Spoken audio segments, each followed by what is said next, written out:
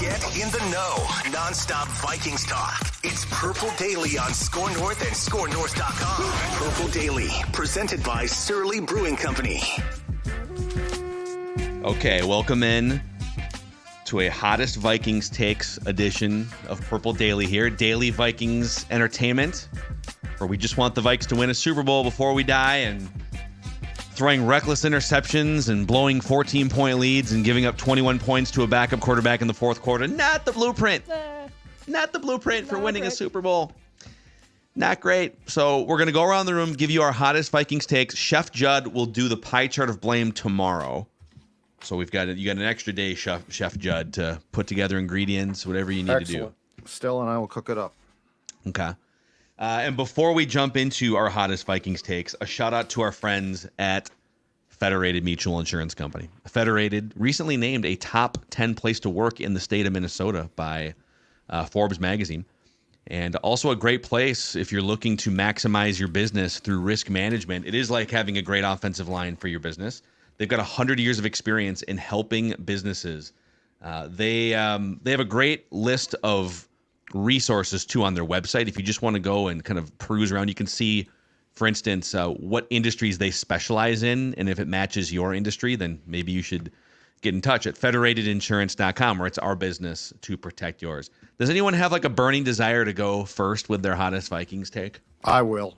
Okay. I will, because I'm hot. I'm hot, but I'm not going to take. I don't think I'm going to take one of the prevailing things, because I'm hot at KOC after what transpired.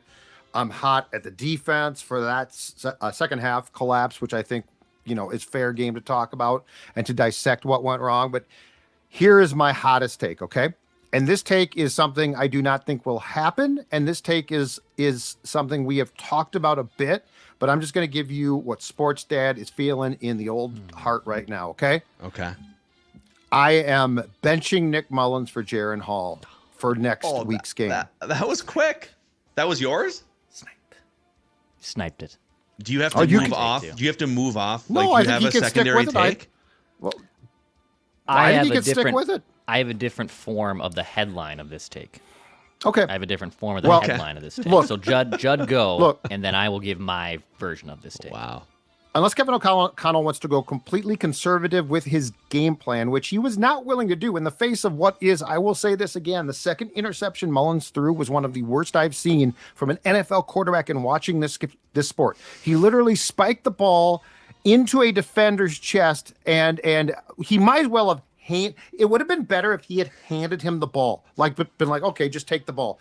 But look, I love how he was like, no, my arm was moving forward, and the ref's like, I know, and the ball that's the point. Landed in the defender's chest. Because at first they said it's a fumble, and then they're like, no, it's not a fumble, it's just an interception. It's almost worse. My arm was moving forward. Yes, which is what makes it. Totally agree. First down the other way. Which is what makes it an interception, Nick. But no, I am going to, and Hall might be in over his skis. I know he's a project. He's a 5th round pick. There's a lot of reasons not to play him. But after what I saw 2 terrible picks. I saw a quarterback who looked like he had looked at Brett Favre's career and Brett's missteps as far as passes went and said, oh, I'm going to one-up you. Us Southern Miss guys got to stick together. I'm going to give Jaren Hall a look. He deserves it. There's nothing that in I think it was, if I'm not mistaken, 14 plays against the Falcons before he was concussed. There's nothing he did where I was like, oh my God, this kid looks like he is lost.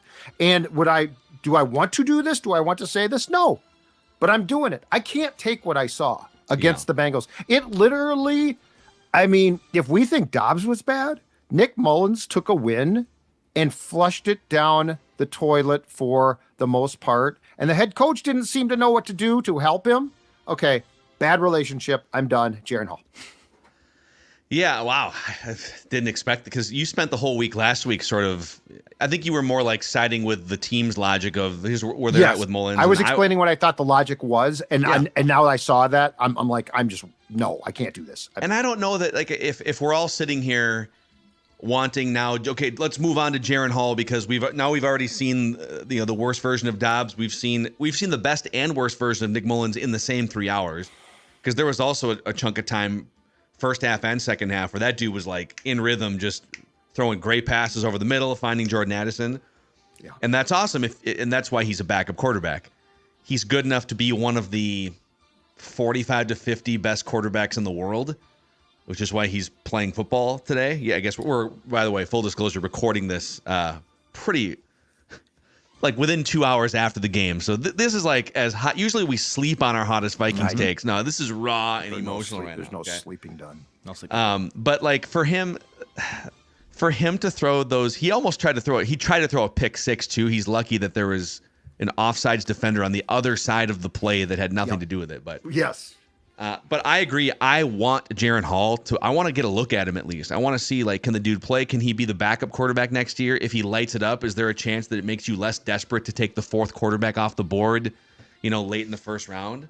So I don't think it's a hot take to say, let's try somebody else. Let's see if somebody else wants to be a little bit less careless and reckless with the football. I just think that at the very least, the relationship of play calling between what Kevin wants and what Nick is capable of doing are not compatible. Yeah. And if Mullens had a little bit of speed to him, if he had mobility, right? I might be like, well, okay, he can get out of trouble, but he's a pocket passer who is just like a stick of dynamite. And when he blows up, everyone dies on your offense. It's like It's like quarterback Russian roulette or something where. Yeah. But you're gonna get like 8 to 10 pretty good professional plays, like you said. But right. About one, and you know what it is? They don't have this anymore. But about 8 or 9 years ago, they had a thing called Doritos Roulette. You guys familiar? Did you guys ever try the Doritos Roulette? No, but I remember what you're talking about. I remember we found, maybe it was just a Wisconsin thing, because I remember my wife and I were out in Door County with some friends for the weekend. It was a cabin kind of a trip, and it was beautiful fall fest, and we found some snacks at probably the local Quick Trip, actually.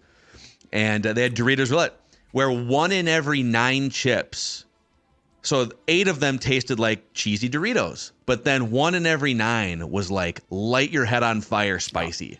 No, not doing that. Yeah, that is Nick Mullens as a quarterback. Yeah, the first 8, pretty good. Hey, T.J. Hawkinson first down. Ooh, there's a nice hole shot to Jordan Addison. And then whoa, what was that?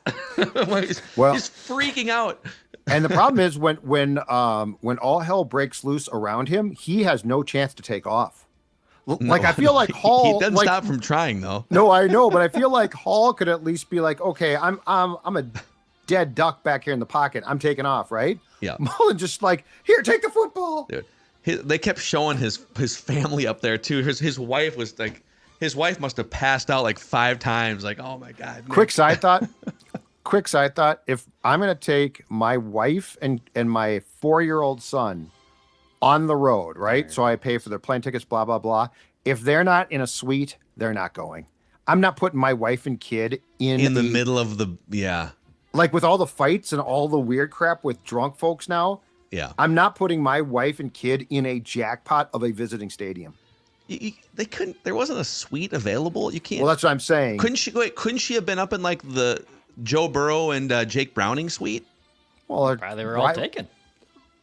I don't think a couple more people in but there. I'm just saying. I don't think Nick Mullens' wife gets, even though with the poll that NFL teams have, I don't think Nick Mullens +1 gets priority in the visitor suite. Why not? But he explained that he's got a 4 and I think a year and a half-year-old. Okay, so he's got 2 little kids, and his wife is like, we're not going. Nick, it's not going to be. And then Nick claimed he asked the 4-year-old, do you want to go see Daddy play? Which, of course, what's a 4-year-old going to say? No. 4-year-old apparently said, you're going to be playing? The 4-year-old said, you might not want to do dumb things like throw bad passes. But anyway, yes, I'm not allowing my wife and 4-year-old kid, who they put the earmuffs on, to sit out with the fans in Cincinnati. Sorry.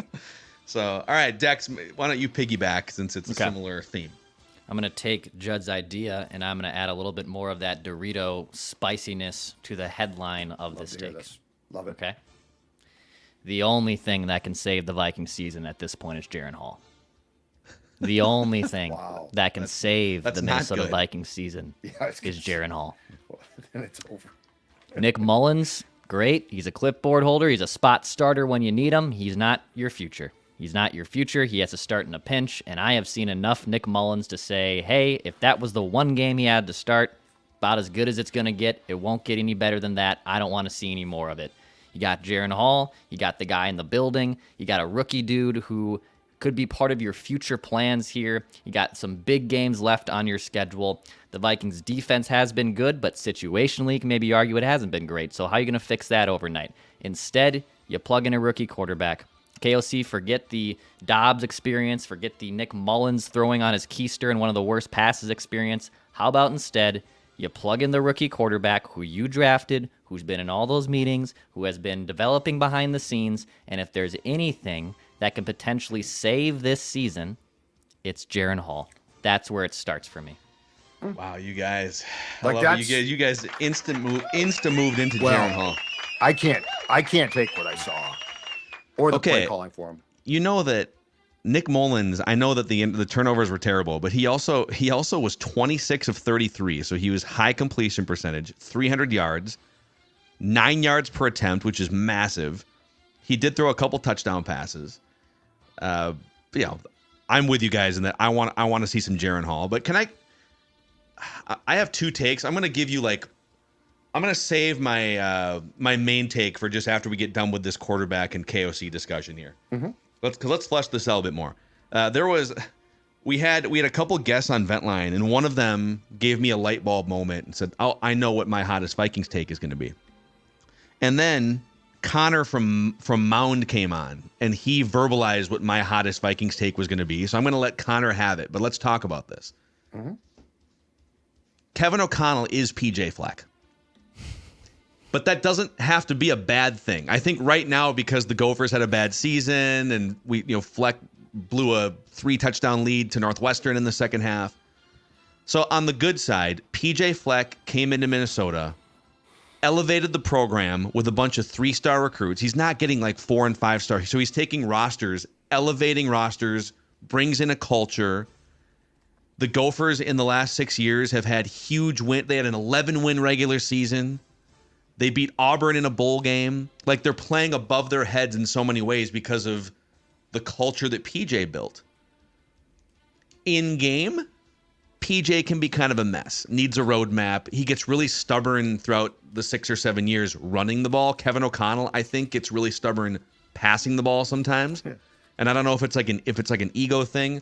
Both guys sometimes have inconsistent fourth down strategies where they'll just kind of lick their finger and stick it in the wind. So both guys have a great way of delivering pre- and post-game speeches. They're both young. They're both pretty cool. They can connect with players. I think KOC is a little bit more of I think PJ is really wound up. I think KOC is a little bit more laid back. But they've elevated programs with culture. Wins and losses look largely good relative to, the few years before they got there. But we can nitpick all day some of the in-game strategy stuff. So those guys have a lot in common. Yeah, they do both sort of tend to if it's the correct term, freak out. Now it's funny though, because if PJ had been the coach with a 2-touchdown lead, it's okay, he's going to run the ball a lot. I actually don't mind that. Yeah. And with Kevin, it's the exact opposite, which is I've got this entire sheet full of pass plays. I got to call some of these pass plays. Yeah. There's an ego aspect to his pass. I think he thinks I can get in this guy's helmet and I can navigate him through the air and through his reads, right? Yep. And he did in Atlanta with Dobbs when no one knew when Dobbs didn't know a thing. But it was almost the more it is weird. The more the system Dobbs knew, the worse it got, because O'Connell was I'll call plays that he can run. I know he can run these plays now. So yeah. Yep. And I'll say one more thing too. He is 3-3 with backup quarterbacks here as they go through this carousel. Bill Belichick's coaching career is a disaster post Tom Brady with young quarterbacks. Most coaches, when given something outside of a top 20 or 25 starting quarterback, are going to have a really hard time winning. So yeah, I am furious about some of the things that happened in that game. But if you zoom out for a second here, this talk about Kevin O'Connell, he should be fired. It is wild to me. You need to calm down. You just feel there should be a way to guard a 14-point lead on the road a little bit more. Agreed. That's the only thing. But yes, he's not. Yes, firing him makes zero sense. Yep. My hottest take after we praise our friends at Finch Home Solutions here, Judd. Tell them. Your Twin Cities electrical home service specialists are Finch Home Solutions. In fact, there is the van right there. When you call that van, it's going to come to your house. It's going to take care of any electrical problems that you might have. And I guarantee if you call them today or Monday, Cody Finch and his team are going to come to your house and they're going to empathize about what a lousy football game, about how could this happen, because there's two things Cody is passionate about. One is the Vikings, and the second one is making sure that your home is safe when it comes to electrical needs, big or small. Finch can do it all. They can also install, for instance, the wiring and electronics for a hot tub. Whatever you need, Finch is going to be there. 612-357-2604, 612-357-2604, or go to their newly refurbished, and it's very nice website, finchhomesolutions.com, and set up an appointment there. Get more particulars as well. finchhomesolutions.com. And cheers to the official craft beer of Purple Daily. Saw a lot of people on their road trips, either going to the game or going to watch the game, showing us pictures of their cans, Judd. That's Surly Before I Die lager. You know, sometimes there's good, and in the case of the Bengals game, sometimes there's bad, but there's always one thing, and that's the mission that we talk about and that our friends from Surly have put on a beer can. Before I Die. Surly, though, so many delicious beers. Before I Die is one. Furious, Logic Bomb. I could go down a long list, but better yet, go to your liquor store, check it out, and enjoy a Surly with the Vikings, or, you know what, on your couch. And, as Phil just said, X us or tweet us your cans at Jay Zolgad, at Score North. Surly Brewing, a delicious alternative to the heartbreak that goes with that Vikings loss. Yeah. Okay, here is my hottest Vikings take. That was a great loss for the Vikings yesterday. Hear me out on this. Okay. All right. This team's not going anywhere. Okay. Does anyone tell me when I'm telling lies here? Stop me when I'm saying something untruthful. Okay. All right, Kurt Warner. Even if this team were to, let's say they somehow win their next 3 games, like there's still a chance, and we're recording this before the Lions play on Saturday night, but like there is still, even losing that game, you could still win the division if things bounce the right way. But let's say they get in with 9 wins, or God forbid they run the table and they get to 10 wins still. No, are they really, like, is this team with Mullens or, okay, Jaren Hall is going to be the savior? Are they going into San Francisco? And they're not Super Bowl threat. I agree. Yep. They're doing the absolute best case for this team is like a miracle road win in the first round and then get smoked by Dallas or something in the second round, right? Yep. So would it really be the worst thing now at this point? They're going to be underdogs most likely in the next 3 games, unless Detroit in Week 18 sits a bunch of starters. There's a good chance they might be like 1-point favorites over the Packers at home. Yeah, we'll see.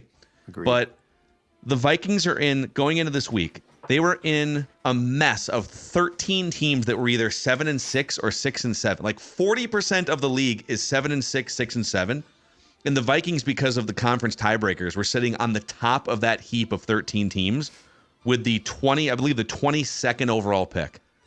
So they lose this game. We'll see how all the other, there's, Pittsburgh and Tampa, Green Bay, Denver, Indianapolis. There's all these teams that are sitting there.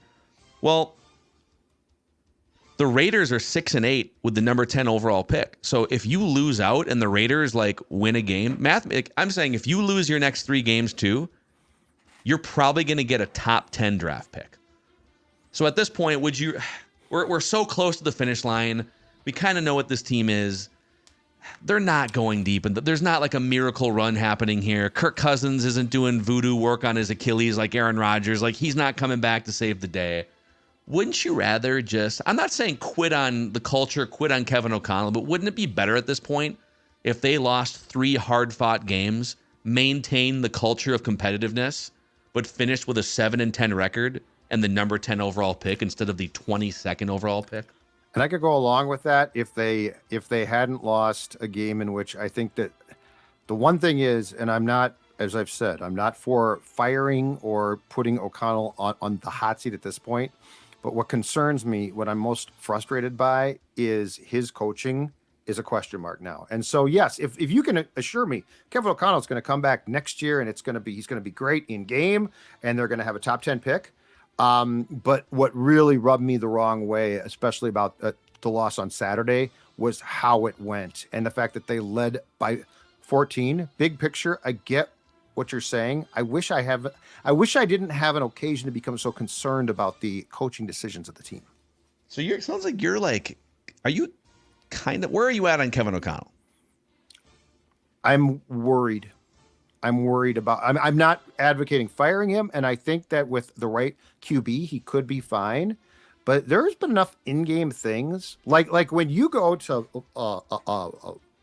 Fleckenian territory, Phil, that's scary. And I don't think he's that bad, but I mean, PJ Fleck in game is probably, if the Gophers were a competitive team consistently for the Big Ten title, I'd fire him. It worries me. It worries me because I thought Kevin was good last year, and there's been enough this year that I am concerned. I'm not going to lie. Like if the goal is a Super Bowl, he is not even close to meeting what I think is the threshold in game for being near that right now. And that, we're in year 2. There's still time. I like him. I like a lot of stuff that he does, but I'm worried. I'm not gonna lie to you. Well, let me give you guys 2 choices then, okay? Just to illustrate and maybe I'll just be proven wrong here by you guys. And you don't get to do the Judd thing and add a third option, okay? Only 2 options exist. They're 7-7. Why would you take a cheap shot like that? You can either lose the next 3 games or win the next 3 games. What would you rather? Win the next 3. At this point, you've come this far. Yeah, I'm with Declan.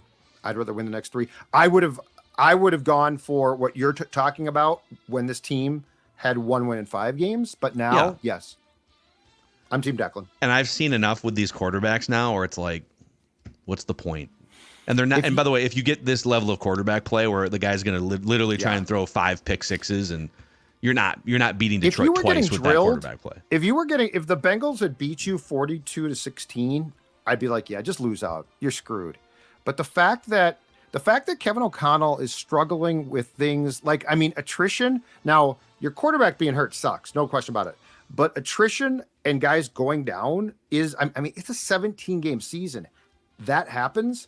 And for you not to be able to protect a 14-point lead against a Bengals team that, in its own rights is not great. It's not like it's, if this was San Francisco, it sucks, but I probably feel differently. No, I'm Team Declan here. I'd rather you win these last 3, and I'd rather we see really well coached. Okay, that was impressive. I'm having a crisis of confidence. I'm not going to lie to you guys. But if they were to go 3-0, I'd be curious where your crisis of confidence would be, because all of a sudden then it would be Kevin O'Connell back-to-back, probably division-winning teams that shouldn't have. Well, it would probably be backup quarterback eased a little bit, Phil. It would probably be less. It would probably be like, oh, okay, now I saw something good. Yeah. But yeah, there is a crisis of confidence in SLP right now. No question about it. The home of the sports dad. If you have a crisis physically, your ankles, back, you're on the injured list. You're on injured reserve right now. Summit Orthopedics is here to help you. No referrals are needed with Summit Orthopedics. They offer same-day appointments. If you're really hurting, they also offer walk-in orthopedic urgent care 7 days a week starting at 8 a.m. 25 locations in the Twin Cities and greater Minnesota. You can learn more at summitortho.com. That's summitortho.com. So there you guys go. Hottest Vikings takes. We got to spend some time on that defense too in the next. I'm guessing the pie chart of blame tomorrow is going to include some defense. Pie chart will address that. Pie chart will address a lot of things.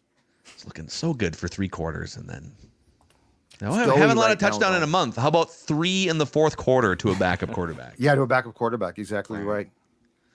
Wah, wah. All right, that's a wrap on this episode, this Hottest Vikings Takes episode of Purple Daily Vikings Entertainment. We'll see you guys tomorrow, where Chef Judd will cook up a gem.